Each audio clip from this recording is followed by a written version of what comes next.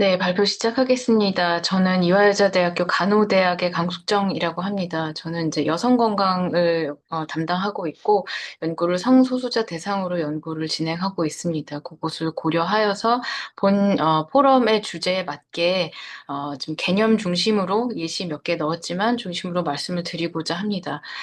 젠더 관련해서는 금일하고 이 길에 다양한 연구자분들께서 다양한 각도로 얘기를 해주실 예정인 거로 제가 보아서 DEI 거버넌스와 그 소기 지표를 중심으로 후반부에는 소기, 전반부에는 DEI 개념을 중심으로 보건의료 AI 돌봄 형평성에 대해서 제 의견을 말씀드리도록 하겠습니다. 먼저 돌봄 형평성이 이제 AI에서 왜 무너지는가에 대해서 고민을 좀 해봤습니다. 제가 이제 자료를 또 검토하고 고민도 해본 결과 크게는 이 두 가지로 결론을 내렸는데요. 그 전에 이제 저는 아까 이제 말씀을 해주셨지만 네 가지 영역 중에서 돌봄 영역에서 이제 형평성을 바라봤는데요. 이 돌봄이라는 것 자체가 데이터만으로 계획되고 수행되고 평가될 수 없는 그런 영역이기 때문에 그렇기 때문에 다양한 돌봄에 대한 이론도 있는 것 같습니다.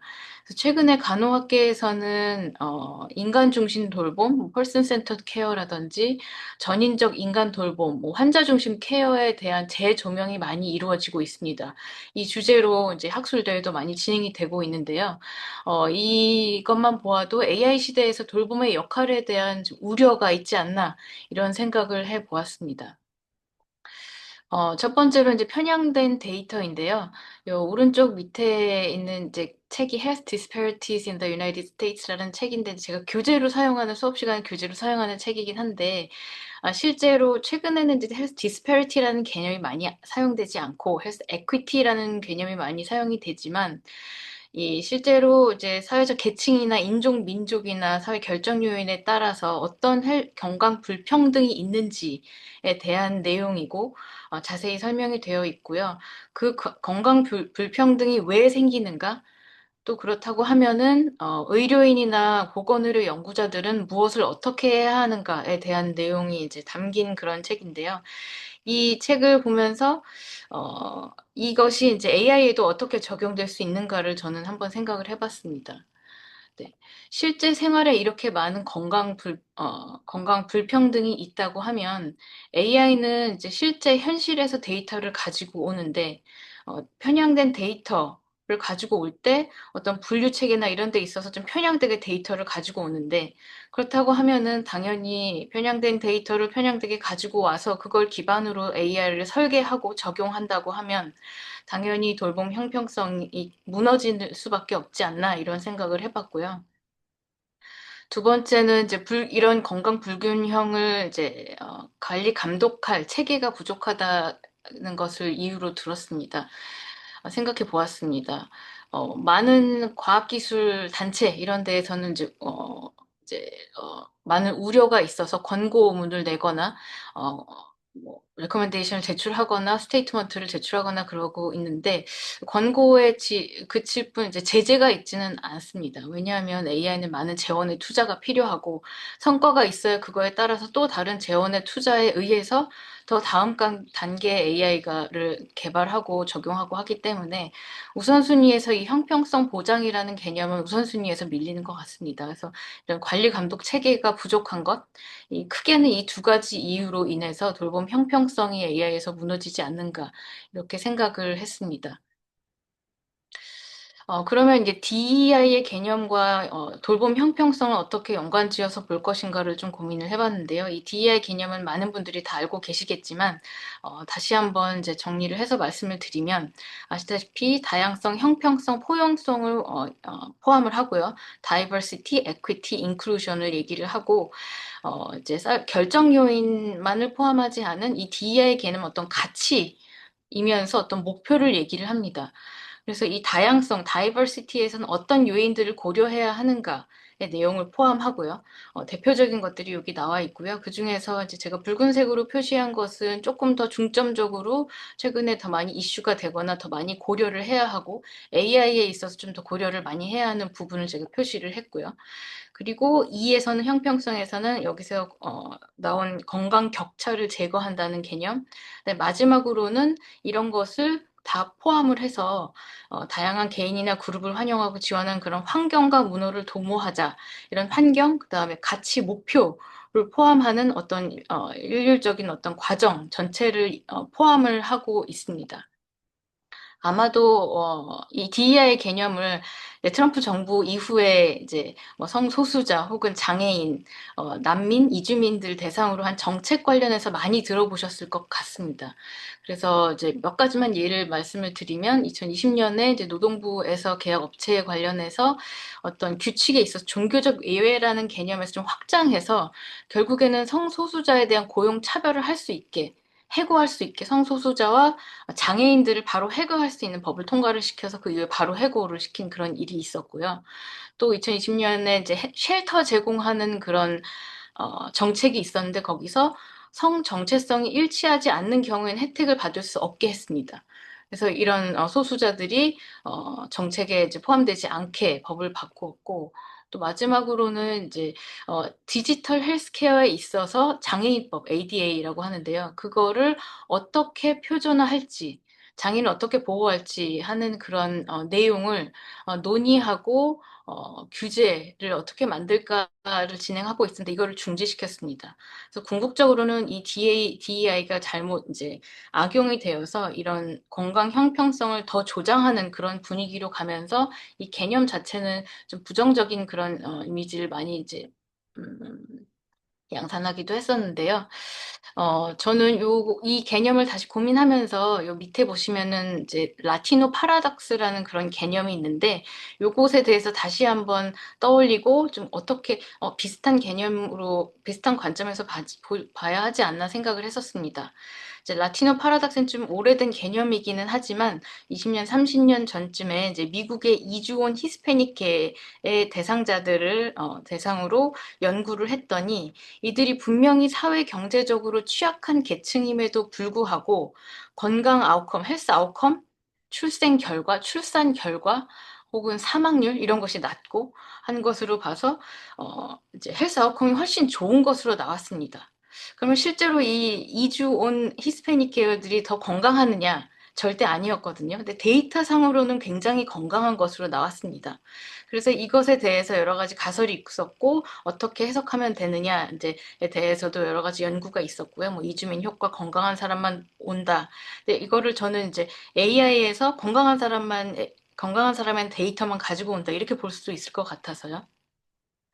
그래서 여기에서의 이 라티노 파라독스에서의 시사점은 데이터만으로 건강을 바라봐서는 안 된다 하는 것이 저는 시사점이라고 생각을 합니다. 그래서 저희 AI 돌봄 형평성에 있어서도 데이터에만 의지하지 않을 것임을 강조해야 한다고 생각을 하고 그래서 이 DEI 개념을 잘 포함해서 궁극적으로는 어느 개인이나 어, 의료 서비스를 받을 수 있는 그런 환경과 문화를 도모해야 하지 않나 이렇게 생각을 해봤습니다. DEI 거버넌스 관련해서는 이런 우려가 있는데요. 앞뒤에서 많이 설명을 드릴 예정입니다. 대표성, 편향된 데이터 말씀을 드렸고 책임 공백은 관리 감독 체계가 부재함과 연관이 되어 있습니다. 넘어가서 좀 사례 몇 가지를 공유 드리도록 하겠습니다. 다 이제 AI에서의 돌봄 형평성이 깨진 그런 경우를 이제 연구에서 분석한 결과인데요. 첫 번째는 이제 한마디로 건강 헬스 니드를 코스트로 코스트를 건강 요구라고 잘못 이제 넣어서 결과가 잘못 나온 결과입니다. 그런 연구입니다.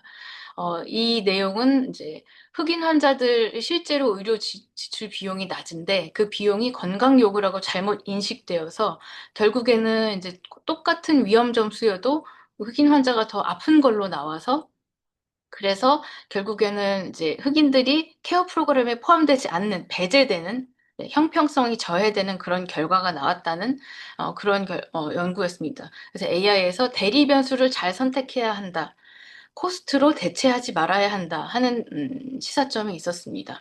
두 번째 연구는요, 세이에드 요 연구는요, 의료 영상 진단하는 그런 AI였는데, 여기서 결과적으로는 여성, 흑인, 히스패닉, 20세 미만 환자나 사회 경제적으로 취약계층 메디케이드 환자였는데, 그런 대상자들이 흉부 X선 모델에서 결국 이제 진단을 덜 받은 것으로 그렇게 나왔습니다. 그거에 대한 내용들이 이 연구에 나와 있고요. 그래서 이 돌봄 형평성이 AI를 통해서 깨졌다는 점을 여기서는 강조를 하고 있었습니다. 마지막으로는 이제 조금 다른 관점인데요. AI 중에서 의료 그 영상을 분석하는 경우가 굉장히 많습니다.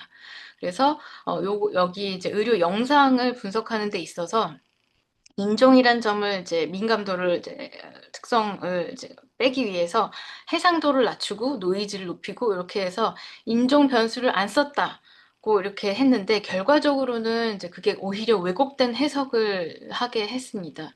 그래서 이런 영상을 포함한 AI에서는 이런 민감 정보가 노출된다. 인종을 감지할 수밖에 없다. 이런 것을 시사점으로 하고 있었습니다. 그래서 이 결과에서 보시면 이제 결국에는 AI를 설계할 때 사후에도 결과가 나왔을 때 임계값을 조정하거나 뭐 교정하거나 이래서 편향을 감소해야 하고 배포 전후에 사전 설계에 있어서도 집단 간 차이나 이런 것을 반복해서 측정해서 이런 민감성, 인종, 민족, 성별 뭐 이런 것들이 잘 포함이 되도록 반복해서 재측정해서 이런 점들을 잘 포함해야 한다. 아까 그리고 마지막으로는 영상이나 신호 모델, 소리 이런 것에 있어서는 민감 특성, 인종 이런 것들이 바로 다이렉트로 포함되기 때문에 이것을 노출된다는 전제로 이 AI를 설계해야 한다. 이런 시사점을 가지고 있습니다.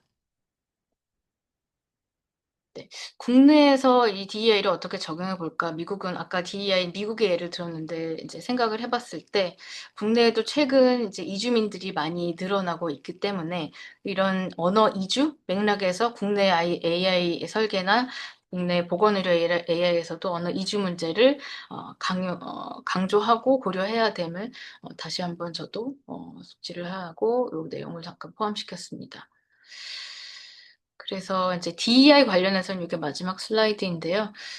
이제 DEI랑 AI를 어떻게 바라봐야 할 것인가. DEI는 아까도 말씀드렸듯이 어떤 가치이고 목표입니다. 이런 형평성은 격차를 감소하겠다는 그런 목표를 포함하고 그 DEI를 그 목표를 성취하기 위해서 AI를 실행 도구로 봐야 하고 잘 사용해야 한다. 이런 생각을 해봤고요. 그리고 돌봄에 적용할 때 결국에는 이제 데이터에 아까 편향된 데이터 말씀을 드렸는데 언어 이주 문제, 소기, 이 다음에 이제 설명드릴 건데요. 소기의 개념을 잘 포함시켜야 하고 결국에는 이게 어떤 대상자들에게 영향을 줄 것인가, 어떻게 고칠 것인가, 그런 것들을 돌봄에 적용해야 한다고 생각을 했습니다. 네. 두 번째로 이제 소기의 개념이 이제 넓게 보면 DEI의 개념이기도 한데요. 아니, 아시겠지만, 조금 젠더와 연관지어서 말씀을 드리도록 하겠습니다. 소기는 이제 SO는 Sexual Orientation이고 Gender Identity, GI는 Gender Identity인데요. 보통 이제 성 정체성, Gender Identity를 먼저 얘기를 하기도 하지만, 이제 이 소기라는 개념이 많이 안정화되었습니다.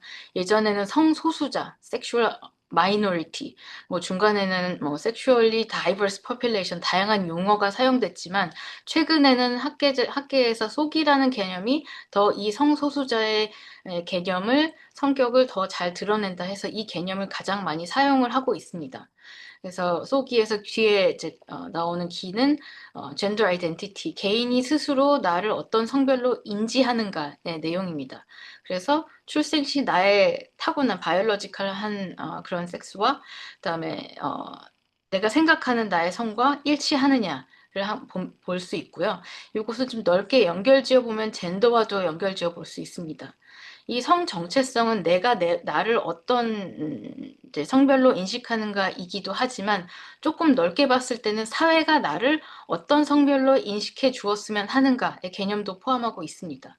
그렇기 때문에 이것은 넓게 봐서는 연결지어서 젠더, 사회적으로, 네, 네, 사회 구조적으로 나의 성별을 나는 어떤 역할을 할 것인가, 연관지어서 생각해 볼 수 있는 그런 관점이고요. 두 번째 왼쪽에 보시면은 이제 섹슈얼 오리엔테이션은 젠더 아이덴티티와는 다른 각도로 이 대상자를 봤을 때 나는 어떤 성별에게 끌리는가, 이끌리는가 이런 개념입니다. 저도 예전에 많이 혼돈되었던 개념인데요. 이거는 젠더 아이덴티티와는 뮤추얼리 익스클루시브하게 바라봐야 합니다. 그래서 이 그러니까 섹슈 오리엔테이션과 젠더 아이덴티티는 두 개 별개의 각도로 봐야 합니다. 성 정체성은 나는 나 스스로를 남성으로 보지만 어떤 성별에게 끌리는지는 또 다른 개념이라서 이거를 혼돈해서 대상자를 많이 봐서 이 개념을 사실은 잘 알아야 AI를 설계할 때도 이게 다 혼돈이 돼서 이 대상자들을 잘못 진단하거나 이런 일이 없을 것으로 생각이 됩니다. 네, 실제 생활에서 이제 AI는 실제 데이터를 많이 가지고 오기 때문에 이런 성소수자들은 보건의료 체계에서 이런 건강 문제를 많이 가지고 있는데 이런 불균형, 헬스 인에퀴티를 가지고 있습니다. 가장 큰 문제 중에 하나는 이제 정신건강 문제인데요. 전 세계적으로 또 국내에서도 70% 이상이 정신건강 문제를 가지고 있다고 보고되고 있고 대부분이 불안장애, 우울장애, 식이장애, 자살 생각, 자살 시도, 약물 중독 이런 것을 중심으로 다양한 정신건강 문제를 가지고 있습니다.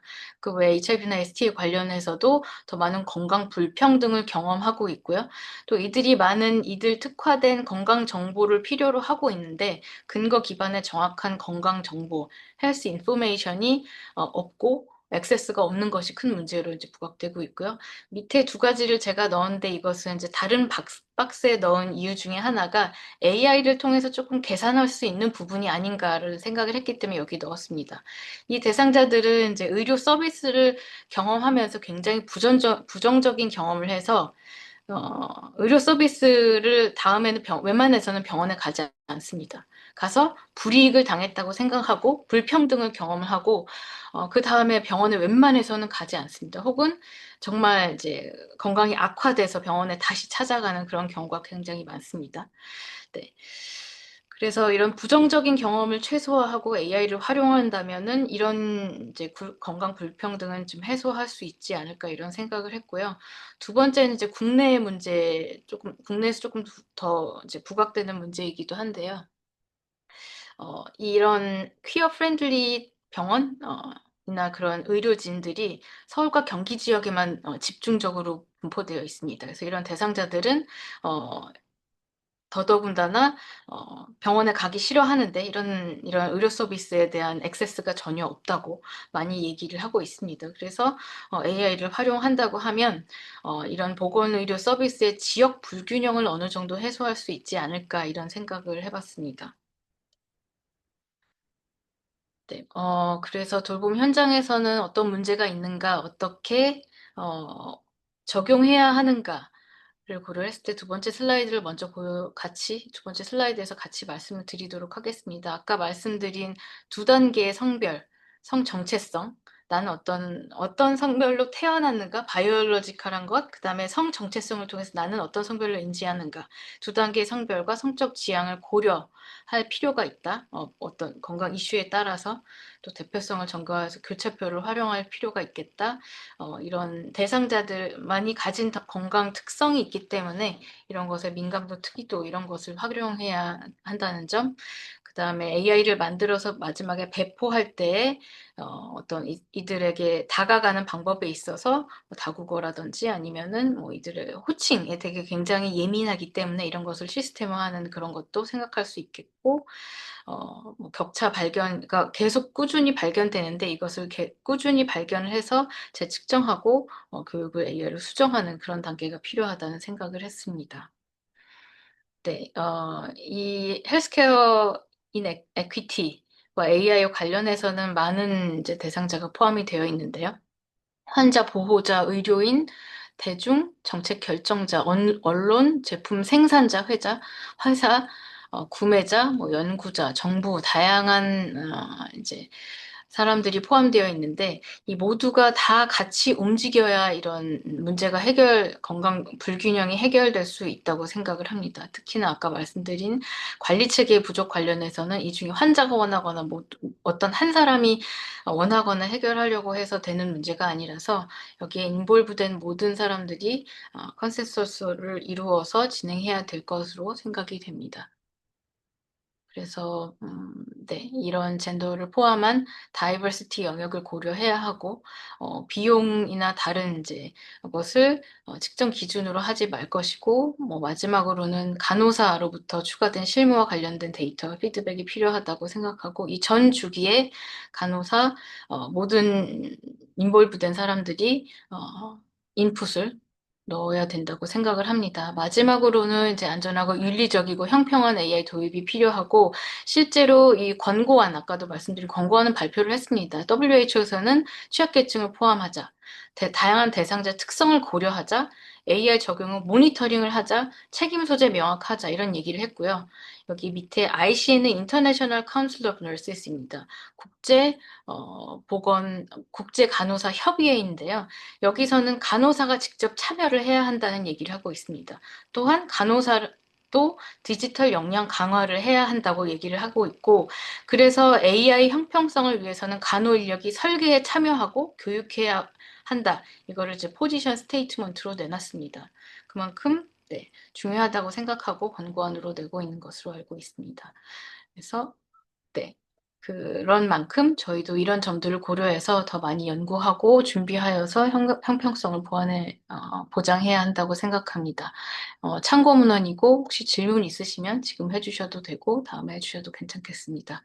이상입니다. 감사합니다.